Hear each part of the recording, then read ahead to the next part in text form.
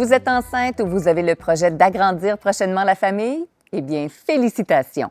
Pour vous aider à patienter et pour préparer les tout-petits qui se trouvent déjà dans votre entourage, voici des suggestions de livres coup de cœur à dévorer.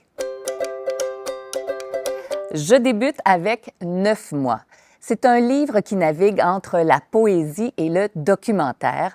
Il y a vraiment très peu de mots à l'intérieur, ce qui laisse place, je trouve, à plein de belles discussions à avoir avec notre enfant. Au fil des pages, on voit ce qui se passe dans le ventre de maman, du début jusqu'à la fin de la grossesse, et on s'émerveille devant ce fœtus qui grossit et on s'intéresse à ce qu'il fait à chaque étape de la grossesse. Vraiment, un petit bijou de livre.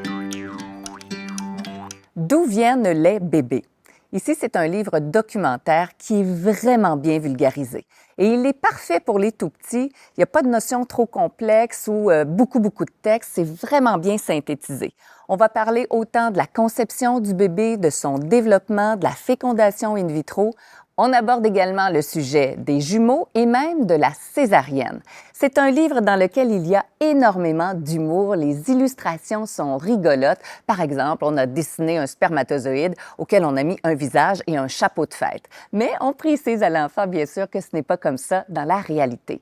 Donc, si vous avez des enfants qui aiment l'humour, qui sont curieux, je pense que c'est le livre parfait pour vous. Et je dirais que ça s'adresse aux 4 ans et plus. J'enchaîne avec la recette secrète pour faire les bébés. Violine apprend que les adultes utilisent une recette secrète avec des ingrédients spéciaux pour fabriquer les bébés. Alors le lendemain, à l'école, elle joue au coin cuisinette et annonce aux amis qu'elle fabrique un bébé. Et elle se demande quels ingrédients mettre dans sa recette.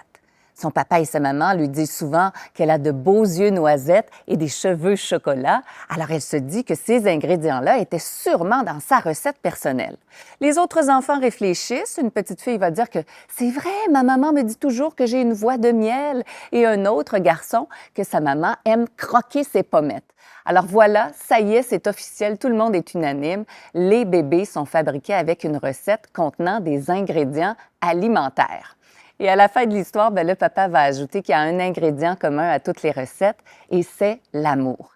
Alors, c'est un livre qui est rigolo. Bon, évidemment, ce n'est pas la façon dont on fait les bébés, mais je pense que ça peut être intéressant de lire le livre, de demander à votre enfant, à son avis, quels sont les ingrédients que vous avez utilisés pour le fabriquer et de doucement glisser vers une question encore plus importante.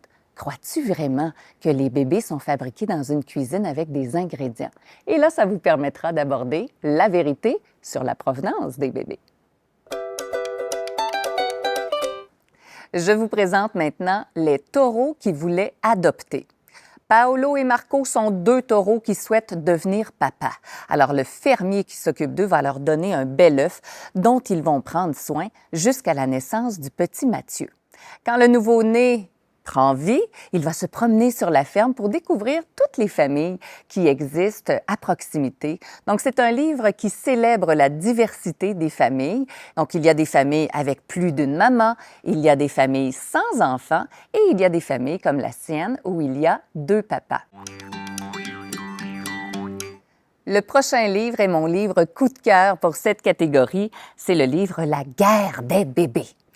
Alors, dans une ruelle, plein d'enfants jouent ensemble et il y a une des voisines qui vient d'accoucher. La dame en question est d'origine marocaine. Alors, il y a un enfant qui se demande si le bébé vient du Maroc. Et là, les enfants émettent chacun tour à tour leur hypothèse. Mais non, franchement, un bébé, ça vient dans un hôpital. Un autre va dire, ben non, c'est d'un orphelinat, on le fait venir de loin, là, d'un autre pays.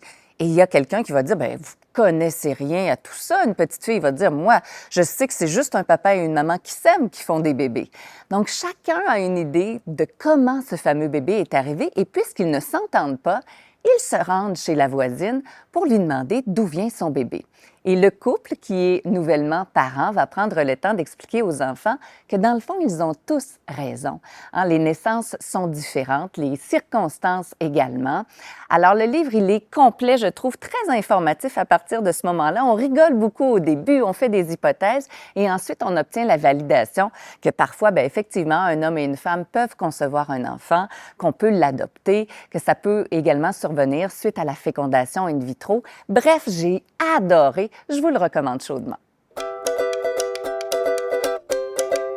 Bébé arrive. Que se passe-t-il dans le ventre de maman? C'est un très beau livre, en fait, qui présente aux enfants, du début jusqu'à la fin de la grossesse, ce qui se passe dans le ventre de maman, mais aussi ailleurs dans son corps, dans sa tête, dans son cœur.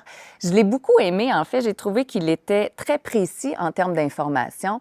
On y parle autant des contractions, du cordon ombilical qui relie l'enfant à sa mère, que du placenta qui va être évacué également lors de l'accouchement. Le livre est aussi complet, non seulement en termes d'information, mais en termes d'émotion. C'est un des rares livres où on aborde le vécu émotionnel de la maman. Donc, le fait qu'elle est fatiguée, par exemple, en début de grossesse, que l'accouchement va lui faire mal, mais qu'elle a une force extraordinaire pour permettre au bébé de sortir. C'est également un livre qui est très complet en termes de beauté. Bon, vous vous en doutez, un accouchement, ça peut être très graphique. L'illustratrice a eu la bonne idée d'envelopper le bébé d'espèces de volutes roses qui nous permettent de voir l'accouchement sans qu'on ait nécessairement des images trop graphiques. Donc, en termes de beauté, j'ai trouvé que c'était très approprié. C'est pas des farces, ça m'a presque donné le goût de retomber enceinte.